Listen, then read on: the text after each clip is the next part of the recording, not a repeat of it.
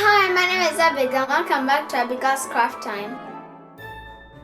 Today we're going to be making this beautiful Christmas wreath and I can't wait to do it, so let's get started.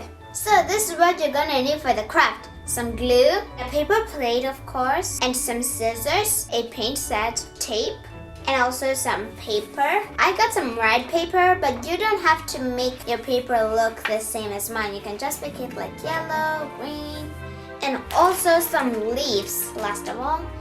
I collected these at my grandma's house and they're Japanese maple ones, so they're gonna be red, most of them. But you don't have to make yours look red. I just decided to collect red because it's basically kind of a Christmas color. So let's get started.